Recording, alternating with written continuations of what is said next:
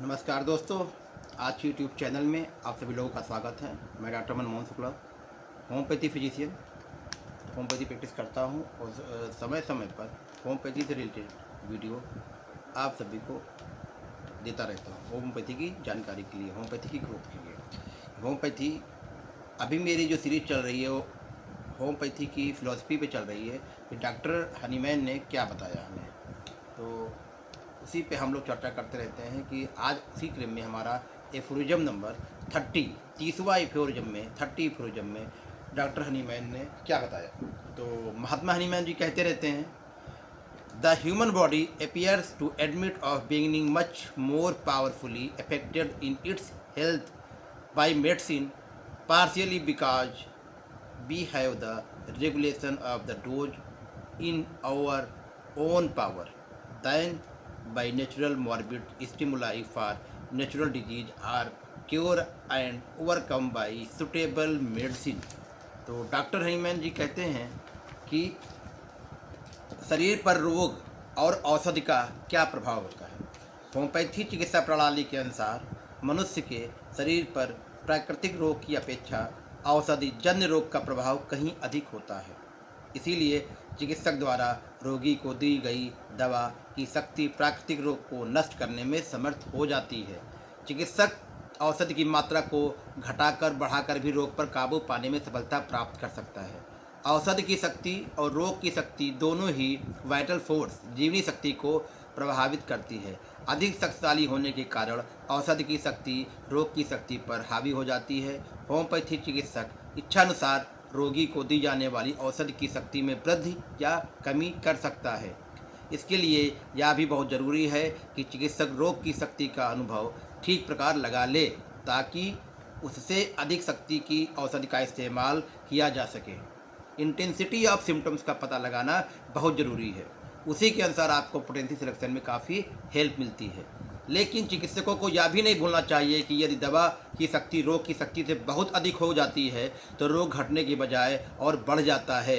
ऊंची पोटेंसी वाली दवाओं की क्रिया प्रतिक्रिया बहुत गंभीर होती है। अतः ऊंची पोटेंसी की दवा को चुनते समय चिकित्सक को बहुत सावधानी बरतनी चाहिए। इसी प्रकार रोग की शक्ति से कम शक्ति की दवा देने पर भी रोग पर जल्दी काबू नहीं पाया जा सकता है। जैसे रोग की शक्ति है से कम पावर की अगर आपने दवा दे दी है तो रोग पर जल्दी काबू नहीं पाया जा सकता है। तो आपको टाइट्रेट करना है कि इंटेंसिटी ऑफ सिम्टम्स क्या है, उसी इंटेंसिटी पे हमें दवा प्रिस्क्राइब करनी है। अगर हम सेंटीसिमल की बात करते हैं तो पता होना चाहिए आपको कि कहाँ पे हमें 30 पावर की दवा देनी है, 200 की देनी है, 6 की देनी है, 1000 की देनी है या 10 MP देनी है। इसके बारे में मेरा एक अलग से वीडियो मैंने डाला हुआ है, उसमें बता दिया गया है कहाँ पे कब कब कौन सी पोटेंसी किसको दी जाती है। तो फिर हनीमैन सर कहते हैं कि होम्योपैथी चिकित्सा प्रणाली के अनुसार मनुष्य के शरीर पर प्राकृतिक रोग की उपेक्षा औषधि जन्य रोग का प्रभाव कहीं अधिक होता है। जो नेचुरल रोग होता है उससे ज़्यादा प्रभाव जो होता है जो हम लोग मेडिसिन देते हैं उसका होता है। चिकित्सक द्वारा दी गई दवा की शक्ति प्राकृतिक रोग को नष्ट करने में समर्थ हो जाती है। चिकित्सक औषधि की मात्रा को घटाकर बढ़ाकर भी रोग पर काबू पाने में सफलता प्राप्त कर सकता है। इसीलिए इंटेंसिटी ऑफ सिम्टम्स को देख करके ही दवा का सिलेक्शन करना चाहिए। और ये बहुत बड़ी हॉइली एक्सपीरियंस होम्योपैथ के अंदर होता है। कैसे होम्योपैथी में कैसे सिलेक्शन करना है वो आपकी कई फैक्टर्स होते हैं। पेशेंट की ससेप्टिबिलिटी होती है, पेशेंट को कौन सी पैथोलॉजी हो गई है होती है, मेंटल कैसे सिम्टम्स मिल रहे हैं, फिजिकल सिम्टम्स कैसे मिल रहे हैं, बहुत से फैक्टर्स होते हैं जिसमें पोटेंसी सिलेक्शन किया जाता है। तो आगे के एफोरिज्म में भी डॉक्टर हनीमैन बताएंगे कि कैसे कैसे दवा का सिलेक्शन किया जाता है। तो ये दोस्तों है 30वां एफोरिज्म में डॉक्टर हनीमैन ने बताया कि रोग पर औषधि का प्रभाव कैसे पड़ता है और कैसे हम औषधि की पोटेंसी को दे करके रोग को जड़ से उखाड़ सकते हैं, फेंक सकते हैं। अगर रोग की इंटेंसिटी के सिम्टम से कम पावर की मेडिसिन देंगे तो रोग को कोई थोड़ा सा आराम मिलेगा, पूरा आराम नहीं मिलेगा। उसी के सिम्टम अगर हम पोटेंसी देते हैं तो रोग पूरी तरीके से सही हो जाता है, क्योर हो जाता है। और अगर बहुत हाई पावर की दवा दे देते हैं तो वो रोग के सिम्टम जो है कभी कभी बढ़ जाते हैं। तो ये बहुत ज़्यादा देखने की बात होती है। कभी कभी 12 कैंट के जो ऑब्जर्वेशन है उसमें भी दिया गया है कब कब आपको पता चल जाएगा कि ये हमारा सिम्टम्स मेडिसिन के हैं या हमारी डिजीज़ के सिम्टम्स बने हुए हैं। तो प्लीज़ कैंट के 12 ऑब्जर्वेशन भी आप लोग ज़रूर देखें और उस पर मैं आगे वीडियो बना दूँगा। तो दोस्तों, ये होम्योपैथी की फ़िलॉसफी पे अगर आपको ये वीडियो अच्छा लगा है तो इसको प्लीज़ लाइक कर दीजिए। अपने सोशल मीडिया प्लेटफॉर्म पे इंस्टाग्राम, यूट्यूब, फेसबुक, ट्विटर पे इसको शेयर कर दीजिए और अपने दोस्तों को जो होम्योपैथी के लवर है, जो होम्योपैथी सीखना चाहते हैं, जो होम्योपैथी पढ़ना चाहते हैं, होम्योपैथी में प्रैक्टिस करना चाहते हैं, एक्सीलेंट प्रैक्टिस करना चाहते हैं, उनके लिए अर्गनान ऑफ मेडिसिन बहुत ज़रूरी होता है पढ़ना। मेरे एक गुरु जी ने कहा था, उनको मैं हमेशा फॉलो करता हूँ कि रेगुलर एक एफोरिज्म ज़रूर पढ़ना चाहिए।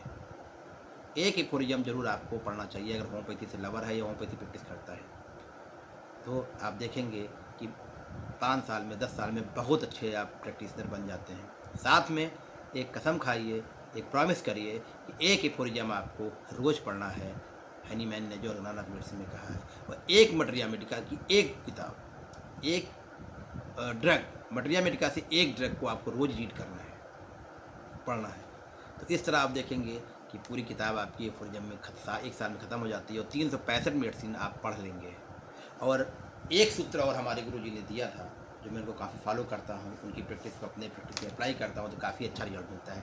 कम से कम एक मेडिसिन को 100 बार जरूर पढ़िए और आप ये फील करेंगे, आप ये देखेंगे कि जितनी बार आप एक मेडिसिन को पढ़ेंगे उतनी बार आपको नई बात सीखने को मिलेगी, नई बात उसमें जानने को मिलेगी। तो दोस्तों, एलेंस की नोट बहुत अच्छी है, इससे आप जरूर लोग पढ़ें। तो दोस्तों, मिलते हैं आगे की वीडियो में। एफोरिज्म ऐसा सीरीज कंटिन्यू रहेगी। बीच बीच में मैं मटेरिया मेडिका से जो पॉलीक्रिस्ट होती है या जो रेमेडी होती है उनके भी बारे में आपको जानकारी देता रहता हूँ। मिलते हैं दोस्तों नेक्स्ट वीडियो में, तब तक के लिए नमस्कार। जय होम्योपैथी, जय हिंद, जय बाबा हनुमान।